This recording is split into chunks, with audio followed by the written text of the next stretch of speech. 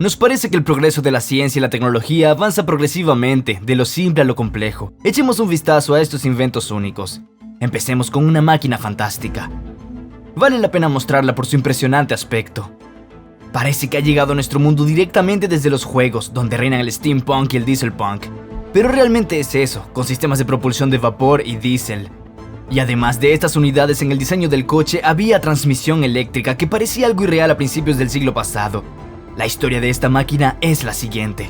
En 1889, el Departamento de Bomberos de la ciudad de Nueva York se hizo con un mecanismo único, una bomba de vapor, y no una ordinaria, sino una verdaderamente gigantesca. Esto se debe a que la ciudad comenzó a crecer hacia arriba y se construyeron los primeros rascacielos, y los incendios se producían en los pisos superiores. Las bombas de mano no daban abasto porque la presión del agua era demasiado alta. Las bombas de vapor de baja potencia tampoco ayudaban.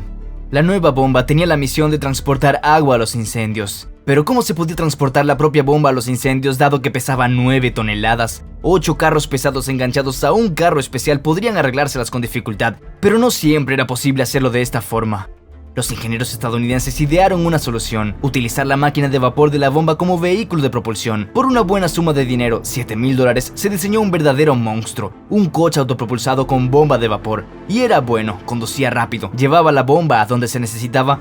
Pero solo había un pero en este mecanismo. Por muy rápida que fuera la máquina de vapor, tardaba mucho tiempo en arrancar. La máquina de vapor requería una cierta presión para ponerse en marcha y la caldera no se calentaba al instante. Resulta que el adagio "correr al fuego" en este caso era humor negro. Y así, en 1908, la bomba de vapor de Nueva York recibe una actualización global. En aras de la eficiencia, se instala en el diseño un motor de combustión interna de gasolina. Y no solo instalado, sino en simbiosis con la máquina de vapor existente. Como la caldera de vapor está integrada en la tracción de las ruedas traseras, es difícil modificarla, y el motor de gasolina utiliza tracción delantera. Pero eso no es todo. Se ha adoptado otra fantástica innovación: la cadena cinemática eléctrica. Solucionó la dificultad de alojar el embrague y la caja de cambios, que no podían diseñarse y alojarse en un mismo espacio específico. El motor, que tenía 6 cilindros, se utilizaba para hacer girar el alternador que transmitía la corriente a los motores de la tracción delantera. El resultado era un diseño único. El accionamiento a vapor también podía activarse ocasionalmente, convirtiendo la bomba de gasolina eléctrica a vapor en una máquina de 4 ruedas motrices. La máquina era absolutamente fantástica. Se rumorea que la máquina, después de funcionar durante muchos años, se dio por perdida y se vendió a una colección privada a unos pocos afortunados. Se realizó en Inglaterra el fantástico autogiro de 2 ruedas del conde Shklovsky. Ya lo hemos mostrado brevemente en uno de nuestros videos, pero ahora añadiremos detalles que no muchos conocen. En 1914 se presentó en Londres un coche muy divertido, diseñado para 4 personas. Bajo el capó, un motor de gasolina que estaba ganando popularidad, pero solo había 2 ruedas bajo el coche. Estaban montados como una bicicleta, pero el aparato no se caía ni siquiera estando parado o moviéndose a baja velocidad. El extraordinario mecanismo fue fabricado por un inventor ruso, el conde Peter Petrovich Shklovsky. Shklovsky no hizo un secreto especial de su dispositivo. El equilibrio de su coche estaba garantizado por un volante de inercia que creaba el efecto giroscópico. Con un peso total de unos 2.750 kilos. El volante estaba hecho de metal de 12 centímetros de grosor y 1 metro de diámetro. Un par de basculantes de 250 kilos ayudaron a evitar cualquier vuelco. El péndulo giraba gracias a un motor eléctrico especial alimentado por el motor principal. Curiosamente, Shklovsky propuso originalmente su invento en su país de origen, pero se sintió muy decepcionado por la reacción de las autoridades. Entonces propuso el concepto de su invento a la fábrica de automóviles Walsey Motors en 1912. Recibió la aprobación y mostró el coche al público 2 años después. Por muy sorprendidos que estuvieran, por mucho que intentaran inclinar o balancear el aparato, el coche no mostraba ninguna tendencia a volcarse. Con atrevimiento, la gente empezó a probar a montarse en él, intercambiando lugares sobre la marcha. El coche giroscópico mostró maravillas de estabilidad y fiabilidad. El inventor patentó su máquina en Inglaterra y Rusia, pero el estallido de la Primera Guerra Mundial le puso una cruz a los planes de Shklovsky de producir sus máquinas. El conde se marchó a Rusia, donde el gobierno soviético le recibió al principio positivamente e incluso le asignó fondos para desarrollar una locomotora de vapor con el mismo dispositivo que el coche. Pero luego el conde se vio obligado a marcharse de nuevo a Inglaterra, donde murió en la pobreza tras la Segunda Guerra Mundial. El primer coche giroscópico en funcionamiento fue enterrado para evitar su destrucción durante la guerra. En 1938 el vehículo único fue desenterrado, restaurado y permaneció durante 10 años como exposición en el Museo de las Obras de Wolseley. Entonces se consideró que no tenía valor y se desechó. Peter Shklovsky también desarrolló otros inventos interesantes: un radiogoniómetro con giroscopio para aviones. Se llamó horoscopio y se instaló, por ejemplo, en el buque superpesado Ilya Muromets.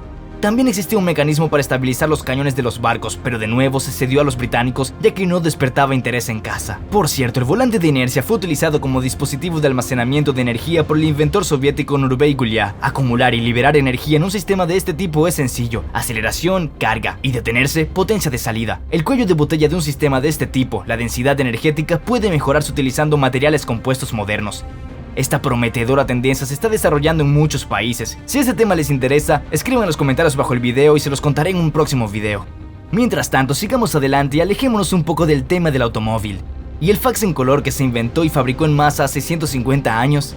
A mediados del siglo XIX, la transmisión de imágenes a distancia parecía el colmo del pensamiento científico. La primera máquina de fax podría reconocerse como el dispositivo fabricado y patentado por el escocés Alexander Vine en 1843. Pero su aparato de telégrafo que transmitía imágenes no encontró ninguna utilidad. Tuvo que pasar más de una década antes de que el abad Giovanni Caselli volviera a intentar demostrar un dispositivo similar, el pantelégrafo. Esto tuvo lugar en 1855 en Florencia. He aquí una muestra y copia de la imagen captada por el pantelégrafo.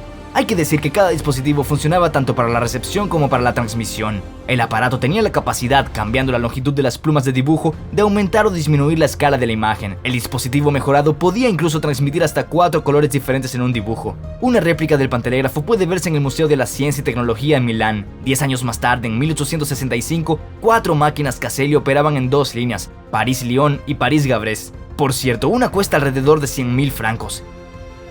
Sin embargo, la novedad era tan fantástica que prácticamente toda Europa compró la novedad. El siguiente intento de hacer un fax tuvo lugar en el siglo XX. Pero volvamos a los coches.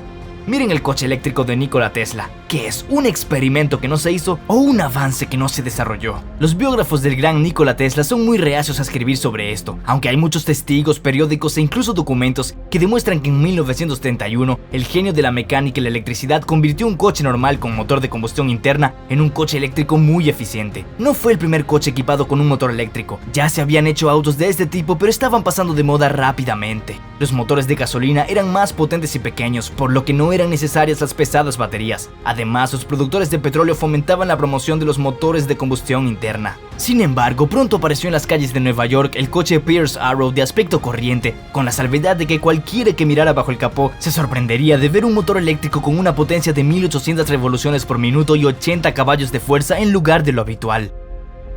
Era una unidad muy respetable, tenía aproximadamente 1 metro de largo y 80 centímetros de diámetro. No se veía ninguna fuente de alimentación.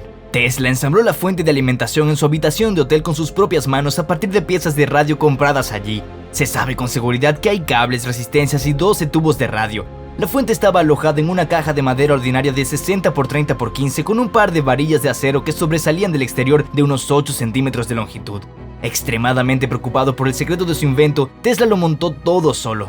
Cuando todo estuvo listo, Nikola subió a la cabina, aseguró la caja detrás del asiento del conductor, conectó los cables y dijo la frase que saltó a la primera página del periódico: "Ahora tenemos energía". Entonces Tesla pisó el acelerador y el coche se puso en marcha. Durante toda una semana el coche recorrió las calles de Nueva York, alcanzando a veces velocidades de unos 150 km por hora. Por supuesto, los periodistas asediaron al inventor con preguntas. La pregunta más popular fue: ¿de dónde viene la energía? Tesla sonrió, señaló a su alrededor y respondió que venía directamente del éter. El misterio del coche eléctrico desapareció con la muerte del genial inventor, pero aún se barajan hipótesis. ¿Qué mostró Tesla en 1931? Un coche eléctrico, dicen algunos, y la energía fue suministrada por uno de los generadores de alta frecuencia de Tesla.